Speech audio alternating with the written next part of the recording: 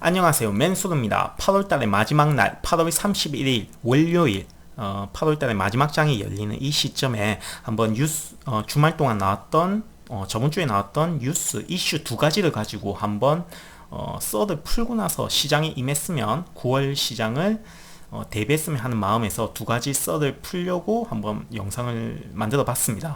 한번 잘 봐주시고 투자하시는데 어느 정도 마음의 안식 정도가 되었으면 좋겠습니다. 저번 주 금요일장이 별로 코스피 시장이 좋지만은 않았어요. 하지만 전혀 불안해 하실 필요가 없다는 것을 먼저 말씀드립니다. 먼저 이 방송을 보시고 이제 마음의 안정을 찾으셨으면 합니다.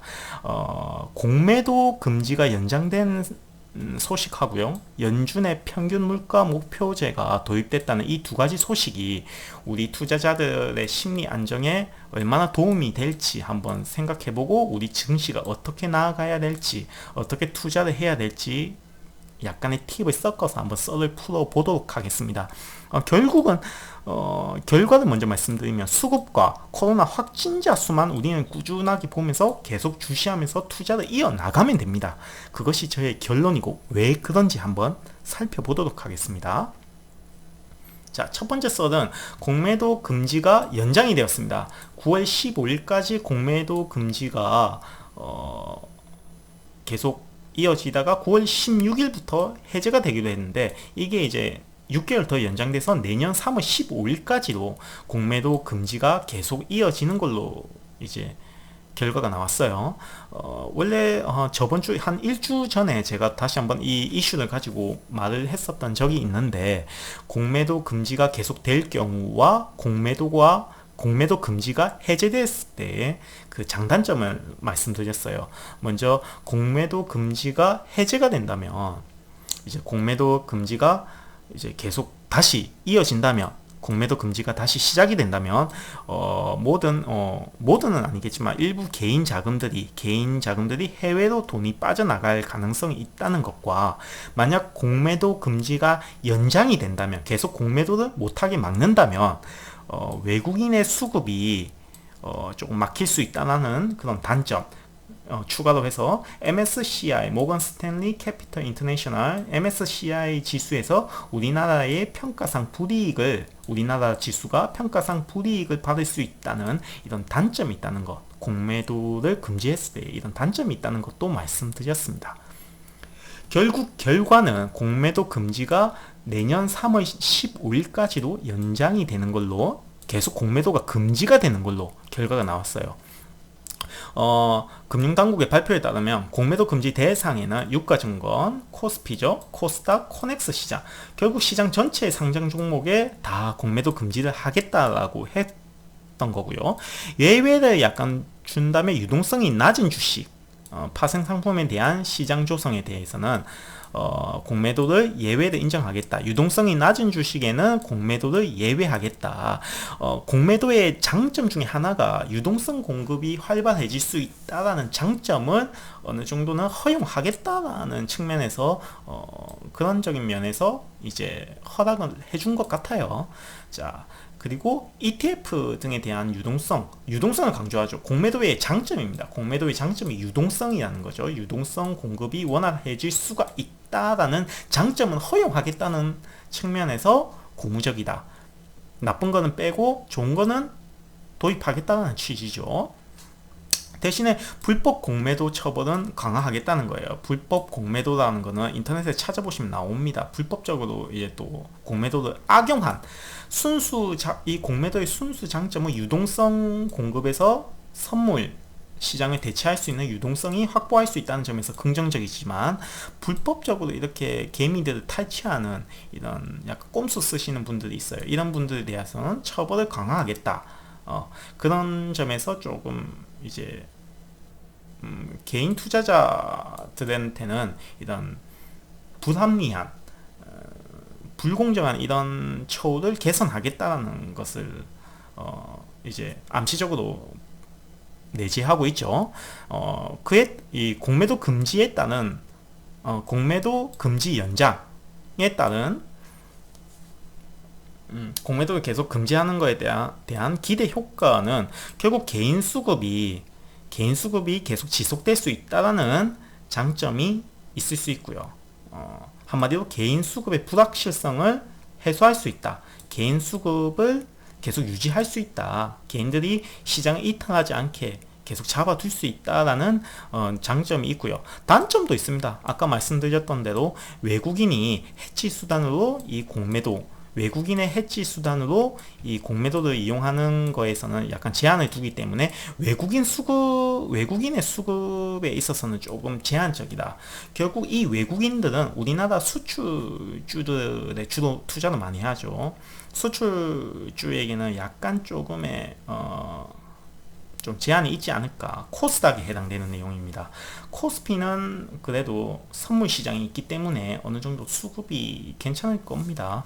하지만 코스닥에 있는 수출주들에게는 조금 안 좋은 영향을 끼칠 수가 있겠죠. 그래서 이 공매도 금지 연장에 따른 결국 투자 포인트는 말이죠. 결국은 개미들은 계속 들어올 거고 외국인들의 수급은 약간 좀 부정적이다. 한마디로 수출 쪽에서는 수출주, 외국인들이 주로 하는 수출주에서는 조금 별로 좋지는 않고 우리가 생각하는 개인들이 많이 샀던 성장주의 장세가 계속 유지가 될 것이라는 그런 전망이 예상이 되죠. 결국 장기간 3월 15일까지는 개인의 수급이 받쳐주는 종목 성장주들이 계속 이어나갈 것이다 라고 예상할 수 있습니다.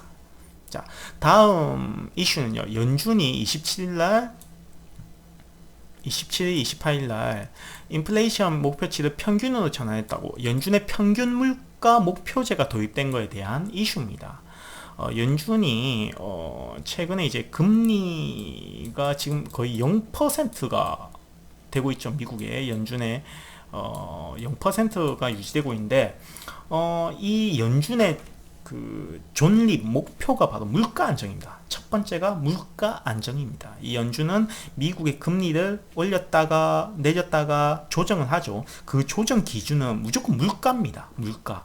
이 물가의 기준이 되는 게 바로 2%, 물가 2% 상한제를 두고 물가가 2%로 오버슈팅이 되면 2% 이상 오버슈팅 되면 금리를 올려서 물가를 안정시키는 게 바로 이 연준의 존립 목표입니다. 한국은행도 마찬가지고요.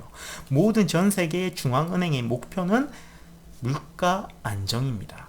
하지만 디플레이션이라고 하죠. 물가가 너무 경제가 순환이 안 돼서 물가가 디플레이션, 제로까지 가는 그런 경기가 악순환이 된다 싶으면 금리를 과감하게 낮춰서 인플레이션을 유발시키는 그런 작용을 하는 게 연준, 중앙은행의 목표죠. 존립 목표입니다. 근데 이 연준이 자기들이 기준으로 삼는 자기들의 도구인 금리, 달러 금리의 기준으로 삼는 이 인플레이션을 2%가 웃돌더라도 곧바로 금리 인상에 나서진 않겠다고 합니다. 원래 연준은 2%가 상향을 하면 전분기 2%가 상승하면 물가가 전분기 이제 소비자 물가 지수나 이런 물가 보고서가 나오겠죠. 이 물가가 2%를 오버하면 그 다음 분기에는 금리를 0.5%라 0.25에서 0.5%까지 올리는 추세가 이어졌었죠. 작년까지만 해도 금리가 약간 올라가는 2점 중반대로 올라가는 추세였습니다. 코로나 터지기 전에 말이죠. 하지만 지금 연준이 발표한 평균 물가 목표제의 취지는 인플레이션이 2%를 웃돌더라도 그 다음 분기에 곧바로 금리 인상에 나서지 않겠다고 발표한 거예요. 하지만 한계를 뒀었죠. 오랜 기간 동안 이 2% 초과하는 인플레이션을 지속돼서도 안 된다고 하는 겁니다. 한마디로 전분기 결과를 바탕으로 그 다음 분기에 올렸던 거를 바로 이제 금리 인상에 나서지는 않지만 이게 한 3, 4분기 이상 한 1년 이상 계속 이 2% 초과하는 이 인플레이션이 발생해서는 안 된다고. 그건 안 돼. 그건 안 된다는 점도 강조했죠. 그래서 기사에서는 이 제롬 파월이 말하는 것은 이 2% 웃돈다는 기준은 2%에서 한 2.5%까지 아닐까. 2.5%에서 또 3%, 2에서 2.5%, 3%이 정도까지가 자기가 생각하는 수준이 아닐까라고 생각하고 있다는 겁니다. 그래서 우리는 2.5%에서 3% 정도까지가 물가가 상승하면 연준은 한계를 인식하고 그건 안 된다는 거예요. 그게 오랜 기간 동안 한 1년 이상, 2년 이상 오랜 기간 동안 유지된다는 것은 허용하지 않겠다는 것이죠. 그게 바로 이제 한 3% 이상 정도 되는 게 과도한 인플레이션이죠. 과도한 인플레이션. 3% 이상, 3% 이상이 정도의 뭐 인플레이션이 일어나면 금리 인상은 주저하지 않고 할 거라는 것도 어느 정도 한계치를 지정해 놨어요. 딱 어느 정도 연준의 역할은 하겠다. 하지만 지금 코로나 사태가 사태인지라 당분간은 금리를 올리지 않겠다. 2% 살짝 올라도 올리지 않겠다. 하지만 3%, 5%까지 가는 거는 용납하지 않겠다. 그때는 과감하게 금리 인상을 단행하겠다. 선을 끄은 거예요. 자, 참고로 보시면 작년 말까지, 올해 초까지는 소비자 물가지수가 2.5%에 해당했던 이 물가 상승률이 코로나 이후로 지금 0.3%, 0.1%까지 떨어졌죠. 이거를 지금 연준이 두려워하는 거죠. 디플레이션이죠. 디플레이션이죠. 하지만 5월 이후로 어느 정도 확진자 수와 사망자 수가 약간 혼조세를 보이니까 다시 물가지수가 올라왔어요. 먹고는 살아야겠죠. 올라왔는데 그게 1%예요. 그러니까 연준이 약간 실망했던 부분이, 연준이 우려했던 디플레이션의 우려된다고 말했던 게 이 정도까지는 금방 지수만큼 회복되지 않을까 했는데 아직 못 미치는 거예요. 2%대까지 물가지수가 지금은 8월이죠. 8월인데도 아직 2%를 돌파하지 않았던 거에 대한 경기 디플레이션에 대한 우려가 아직까지 남아있다는 거예요. 네. 약간 8월이 약간 경제가 안 좋다라는 것을 돌려서 깐 거죠. 돌려서 말한 거죠. 돌려서 말한 거예요. 그래서 지금 주식시장 같은 경우에는 기술주 중심으로 나스닥은 차익 실현이 매물돼서 하락했었고요. 발표 이후에 주들은 그렇죠. 기술주는 약간 오버슈팅, 멀티플이 되었기 때문에 약간 차익 매물이 출회가 되었고요. 경기가 계속 안 좋아진다는 것을 이제 파월의 발표를 경기가 진짜 더럽게 안 좋다라는 것을 반영했다고 해석했기 때문에 그렇게 해석했기 때문에 기술주 중심으로 나스닥이 약간 하락했다는 걸 알 수가 있죠. 물가의 완만한 오버슈팅은 이제 카플란 델러스 연은 총재, 연방은행입니다. 연방은행 총재가 물가의 완만한 오버슈팅은 2.25에서 2.5% 수준이라고 했습니다. 그러니까 아까 파월이 말한 너무 높은 목표는 2.5%에서 3% 초과하는 수준은 좀 심하다라고 보는 것을 돌려 말한 거죠. 자, 그 연준의 평균 물가 목표제가 발표된 이후에 미국 국채 금리가 올랐어요. 10년물, 30년물 다 올랐다고 하네요. 결국 장단기 국채 수익률 차이가, 금리 차이가 더 벌어졌다고 해요. 왜 벌어졌겠습니까? 국채의 금리와 국채의 가격은 반비례하는 거죠. 국채 가격이 올랐다는 것은 국채 금리가 싸졌다는 거죠. 왜 싸겠습니까? 다 수요보다 이제 매도 물량이 더 많기 때문이죠. 국채 가격이 떨어졌다는 것은 모두가 국채에 대한 수요가 떨어졌다는 거죠. 위험 자산의 선호도가 높아진다는 거고요. 그렇기 때문에 중장기 금리가 상승했고요. 장기 채권 투자 매력이 감소했다는 거죠. 그러니까 한마디로 이제 이 채권에 대한 매력, 구매 의사가 줄어들고 있다는 것이죠. 채권의 가격이 떨어졌다는 거죠. 왜 그런 거 보니 이 파월이 원래 미 연준이 경기 부양책을 이제 코로나 이후로 발표했을 때 금리 인하뿐만 아니라 이제 채권을 계속 매입하겠다는, 채권을 매입해서 시장의 유동성을 풀겠다는 계획도 계속 발표했고, 실제로도 채권을 매입하면서 채권 가격을 올리고 시장의 금리를 낮추는 효과를 계속 유지했었죠. 하지만 채권 매입에 대한 언급이 없었다는 것이 약간 장단기 금리 차를 벌린 배경이라는 분석이 많았습니다. 한마디로 이제 더 이상 이제 유동성의 힘은, 중앙정부의 유동성의 힘은 그렇게 기대하지 않는 게 좋지 않을까, 그런 생각을 가지고요. 하지만 경기는 아직 좋지 않다는 것을 이제 보여주고 있죠. 한마디로 연준의 카드가 점점 줄어들고, 연준의 경기 부양 카드가 점점 줄어들고 있다는 것을 말하고 있습니다. 이 중앙은행의 경기 부양 카드가 별로 없고, 이제 남은 것은 중앙정부, 미국 정부의 이제 재정 정책에 달렸겠죠. 자, 그래서 이 재정 정책의 그 역할을 더 좀 일 좀 해라, 중앙정부. 정치꾼들에게 좀 재정 정책에 대한 국회의 합의를 도출해서 좀 유동성, 우리는 할 만큼 다 풀었다, 연준은 할 만큼 다 풀었으니까 너희도 돈 풀어라라고 간접적으로 돌려 깐 거죠. 그렇지만 지금 미국 국회는 민주당과 공화당이 경기 부양책을 놓고 아직 합의를 못 벌리고 있죠. 그래서 정책 구체성, 결력, 이 정책의 합의점을 이제 도달하지 못한 것에 대한 실망감으로 또 이제 나스닥이 떨어진 거죠. 예. 추가 5차 부양책 지연 여파가 미국 증시의 부담 요인이 되고 있다는 말이에요. 이 기사의 이 말이 바로 이겁니다. 지금 미래에셋 대우 리서치 센터에서 발췌한 내용인데, 이 리포트의 해석분이 바로 이 내용입니다. 이제 재정 정책 향방에 따라서 미국 증시가 오르내림을 반복할 수 있다는 것이 결국 이 기사의 핵심이죠. 이 리포트의 핵심이죠. 지금 미국 10년채 금리가 4월 이후에 박스권을 형성하는 모습을 보이고 있습니다. 상단을 돌파하면서 금리가 상승할 수도 있겠죠. 채권을 계속 팔고 채권에 대한 수요, 안정적인 자산에 대한 수요가 계속 떨어질 거기 때문에.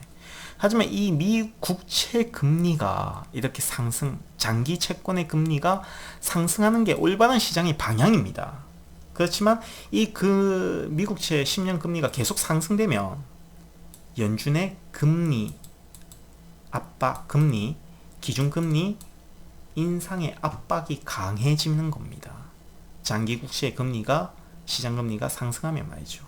그 이유에 대해서는 추가로 추후에 금리에 대한 영상물을 제작할 때 제가 이 원리를 한번 말씀드릴게요. 아무튼 미국채 10년 금리가 연초에 1.6% 여기까지 또 상승하고 2%를 돌파한다면 미국은 금리 상승에 대한 압박을 가질 수밖에 없다라는 것, 그것은 한번 살펴보시고 신문 기사나 이런 거 봤을 때 미국채 10년, 30년물 장기채의 금리를 한번 살펴보시고, 이 금리가 추가로 엄청나게 상승을 한다면 조금 주식에 대한 안 좋은 영향이라는 것만 알고 있으시면 됩니다. 자, 그래서 연준의 이 명목금리, 실질금리라는 것은 명목금리에서 물가 상승률, 물가를 뺀 것이 바로 실질금리라고 하거든요. 그래서 이 명목금리라는 것은 연준이 발표하는 금리를 말하는 거고, 물가는 우리가 알고 있는 물가라는 거고, 그거의 차이가 바로 실질금리인 거죠. 실질금리. 연준에서 3%라고 발표를 해도 물가 상승률이 2%면 실질금리는 1%로 낮은 겁니다. 저금리죠. 그런 원리. 따라서 실질금리가 낮아진다는 것은 반대로 물가가 상승하는 인플레이션이 발생한다고 이제 역으로 해석할 수도 있죠.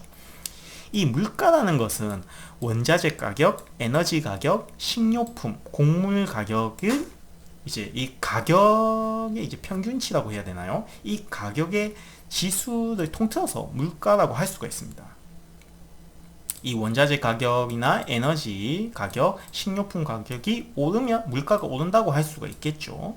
자, 원자재라는 것은 우리가 금, 은, 구리, 이런 산업, 광산, 뭐 이런 거, 원자재, 목재도 해당될 수가 있죠. 모든 산업의 구성, 이제 모든 산업에서의 이제 자재라고 해야 되나요? 뭐 그런 예, 모든 산업 생성물에 대한 요소 같은 그런 존재죠. 에너지 같은 거는 우리가 제일 잘 알고 있는 게 원유, LNG, LPG, 가스, 이런 원유 같은, 제일 대표적인 게 원유죠. 이런 기름 같은 거, 그런 게 바로 에너지고요. 식료품은 우리가 밀, 수수, 사탕 뭐 이런 거, 최대 곡창지가 바로 미국에 있죠. 이 미국 곡물 가격, 이런 게 바로 식료품 가격에 직결되겠죠. 소비자 물가 지수에도 반영이 될 거고요.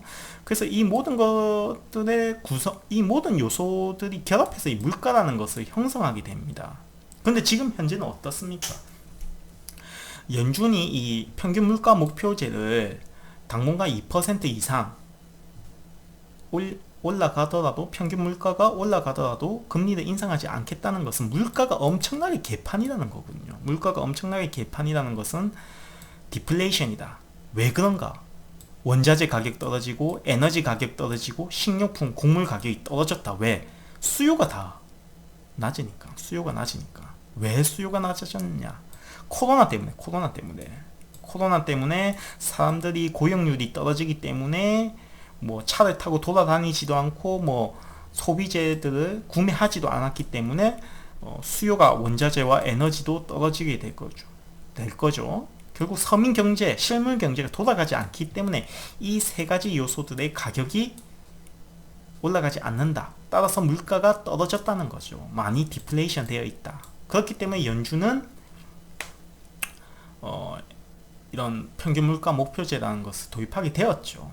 그래서 이 물가가 상승을 해야만이, 그것도 엄청나게 2%, 3% 이상 오버슈팅 되어야만이 연준이 금리를 올리겠다. 그 말은 뭐냐? 코로나가 해결되어야, 이 코로나 사태가 해결되어서 서민 경제, 실물 경제가 올라가야 결국 최종적으로 연준이 금리를 올리겠다는 것과 마찬가지죠.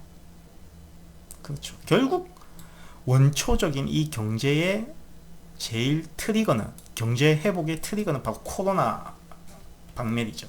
코로나가 없어져야 이 모든 경제가 순환이 될 거라는 결과가 나오는 겁니다. 기사에서 보면 이 평균 물가 목표제로 가장 큰 수혜가 해당되는 게 주식, 부동산, 금, 원자재 같은 거 해당되겠다고 하는데요. 금리가 하락이 되면, 계속 저금리로 유지가 되면 물가가 상승해서 인플레이션 효과도 이뤄질 수 있다. 그런데 물가라는 것은 그 중에 원자재가 있고 에너지가 있고 식료품이 있다고 했어요. 식료품은 우리가 계속 먹는 식자재이기 때문에 어느 정도 일정한 수준으로 유지가 된다고 칠게요. 에너지는 경제가 떨어지기 때문에 무역이 활발하지 않게 되고, 국가가 서로 보호무역주의를 취하고 있기 때문에 무역이 활발하지도 않고, 사람들의 국가 간 왕래가 없기 때문에 항공업이 줄파산하고, 또 이런 에너지 수단들이, 기름, 원유 가격이 계속 떨어지겠죠. 에너지에 대한 수요가 떨어지겠죠. 사람들의 이동도 제한되기 때문에. 그렇다면 원자재를 볼게요.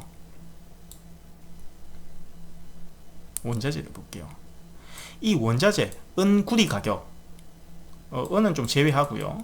구리나 뭐 이런 광물 같은 가격들도 계속 하락하고 있죠. 그런데 이 원자재 중에 금이라는 것도 있습니다. 이 금이라는 것은 원자재 중에서도 좀 특이한 케이스입니다. 그래서 이 금이라는 것은 투자용으로도 쓰이기 때문에 물가가 떨어지면요, 원자재 가격은, 금리가 떨어지면 금 가격은 상승하게 됩니다. 이 금이라는 것은 여기서 원자재와는 좀 별도로 생각하시면 됩니다. 금 투자는 일단 매력적인데, 이 금리가 하락하면 물가가 상승하기 때문에 사람들이 해지 수단으로 금에 대해 투자를 하게 됩니다. 이 금은 이제 달러 이전에 화폐에 연동됐던 화폐 자산이었기 때문에 금이 약간 달러의 해지 수단으로, 금리가 떨어졌다는 것은 바로 달러의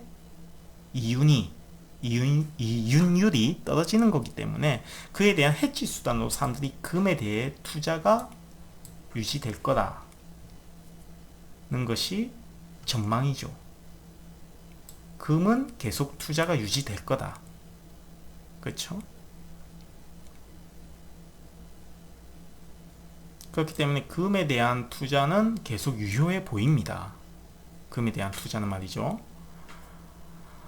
이쯤 되면 좀 생각나는 한 분이 계십니다. 바로 워렌 버핏이죠. 워렌 버핏은 금을 별로 좋아하지 않아요. 금에 대한 회의는 버핏은 별로 좋아하지 않아요. 하지만 그 버핏이 2분기 실적 보고에서 버크셔 해서웨이의 2분기 실적 보고에서 금강 회사에 투자했다고 해서 화제가 되었죠. 예. 물론 그 버핏이 싫어했던 것은 금 실물 투자, 그 자체에 대해서 투자하는 것에 대해서 별로 안 좋게 생각했지만, 그렇지만 이번에 금강 회사를 투자했다는 것은 버핏은 이 물가 원리를 알고 금리가 계속 저금리가 될 거라는 걸 알고 그에 대한 저달러에 대한 해지 수단으로 바로 이 금에 대해서 투자를 했었죠. 저달러에 대한 해지 수단으로 금에 투자를 한 겁니다. 버핏은 발빠르게 움직이고 있었습니다. 약간 어떤 면에서는 레이 달리오의 라이벌이거든요. 이 두 사람이 라이벌인데, 이 레이 달리오는 금에 대한 투자를 굉장히 이제 맹신하던 그런 사람이었습니다. 약간 이런 거, 이 사람이 맨날 버핏 보고 바보라고 했어요. 왜 금에 투자하지 않느냐.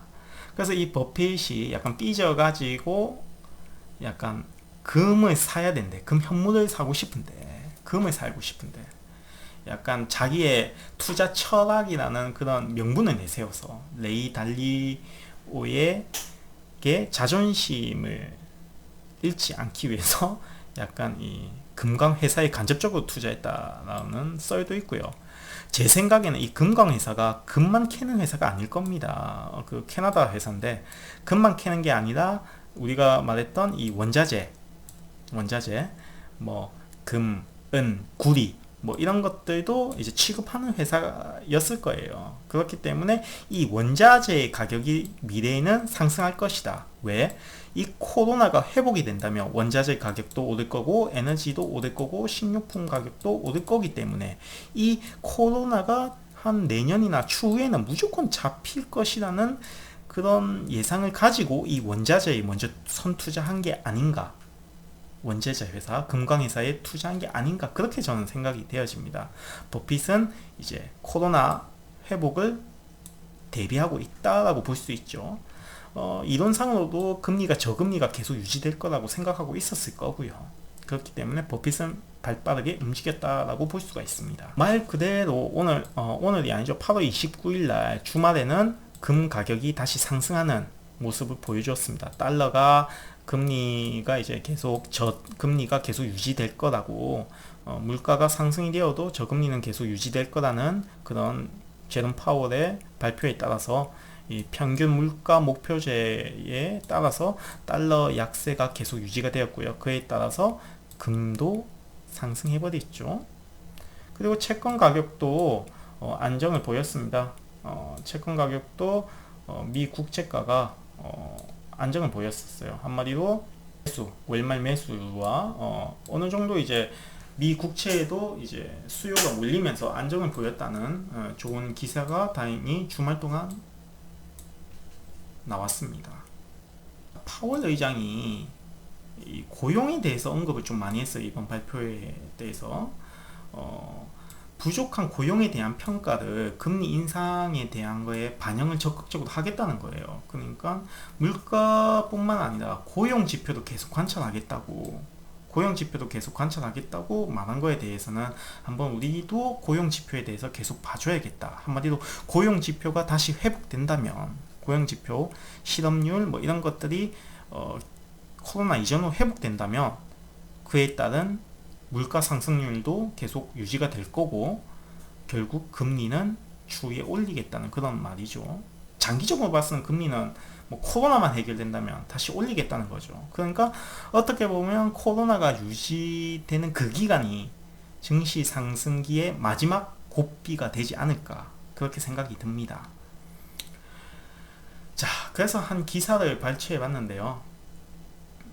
뭐 어떤 뭐 그 미국의 어떤 애널리스트들은 투자자들이 경제 펀더멘털에 대해 우려해야 한다고 발언했답니다. 무슨 말이고 하니 우리 투자자들이 금리 인상이 이루어지지 못하는 환경에 대해 다시 한번 생각해 볼 필요가 있다. 한마디로 제롬 파월의 평균 물가 목표제가 장점만 있는 게 아니다. 반대로 생각해 보면 지금 이렇게 금리를 하락했는데도 충분한 인플레이션이 향후 이 저금리 기조 유례가 없는 이 제로금리 기조에서도 인플레이션이 계속 발생하지 못할 거라고 제롬 파월이 예상했기 때문에 이런 평균 물가 목표제를 도입한 거 아니냐. 한마디로 일본이 저금리 장기간 저금리에서도 경제가 회복이 잃어버린 20-30년이 되었었죠. 이런 일본 꼬라지가 될 수도 있다고 걱정한 제롬 파월이 이런 평균 물가 목표제를 이제 돌려서 금리 인하의 압박을 벗어나고자 시장에서는 마이너스 금리까지 도입해야 된다는 말이 있었거든요. 하지만 그 마이너스 금리만은 달러의 가치만은 절대로 놓지 않고 싶었기 때문에 연준이 이 일본과 같은 장기 불황이 겪을 수 있다는 이런 우려를 돌려서 평균 물가 목표제라는 것으로 긍정적인 제도로 바꿔서 돌려서 깐 거다. 그렇기 때문에 이 미국 경제가 그만큼 안 좋다 이런 걸 반증하는 거기 때문에 우리 투자자들은 조심해야 된다고 하는 거죠.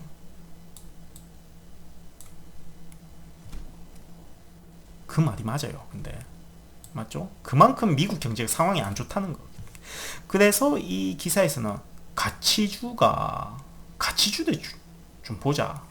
여태까지 저금리 상황에서 약간 버블이 좀 형성되었다. 하지만 그만큼 버블이 형성되어도 실질 경제가 받쳐주지 못하기 때문에 우린 거기에 대한 조심성을 가지고 이제 성장주도 성장주지만 성장 플러스 실적이 뒷받침되는 가치주의 기한을 준비하자.